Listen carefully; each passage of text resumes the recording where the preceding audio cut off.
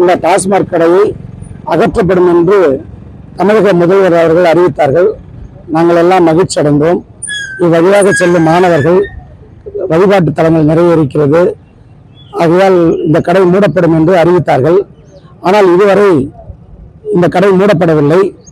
சம்பந்தப்பட்ட அதிகாரிகளிடத்திலே நாங்கள் முறையிட்ட போது 10ஆம் தேதிக்குள் இந்த கடை மூடப்படும் என்று சொன்னார்கள். ஆனால் அதுக்குரிய முயற்சியை அந்த அதிகாரிகள் இதுவரை எடுக்கப்படவில்லை.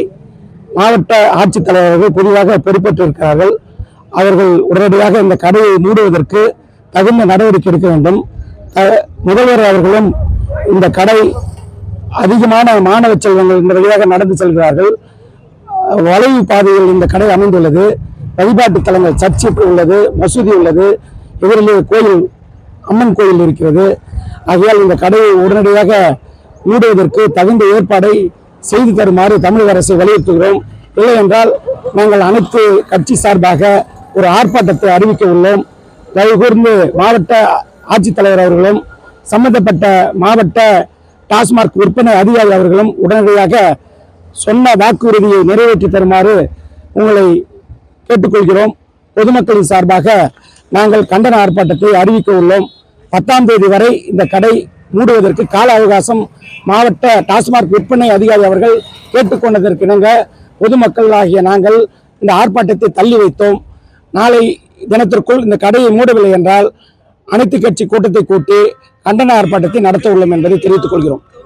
வாங்கிட்டு இங்கே சாப்பிட்றாங்க இல்லைங்களா, எப்படி பார்க்குறீங்க சொல்லுங்க. இல்லை, முழுமையாக அந்த கடையை அகற்றணும்.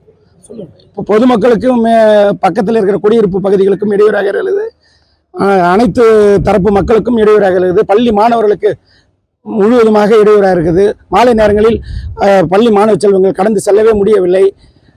மிகவும் அங்கங்கே பாட்டில்கள் கொடுத்து போட்டு விட்டு செல்கிறார்கள். விதியடி இல்லாத செல்லும் மாணவர்கள் காலில் அந்த கண்ணாடிகள்லாம் பொருட்கள் எத்தனையோ குழந்தைகளை நாங்கள் அழைச்சும் போய் ஆரம்ப சுகாதார நிலையத்திலே மருத்துவம் பார்த்து அனுப்பியிருக்கின்றோம். ஆகையால் இந்த கடை மூடுவது நன்றாக இருக்கும். பிளே ஸ்டோர் மற்றும் ஆப் ஸ்டோரில் இருந்து பாலிமர் செயலியை QR கோடு மூலம் பதிவிறக்கம் செய்யுங்கள். செய்திகளை உடனுக்குடன் பெறுங்கள்.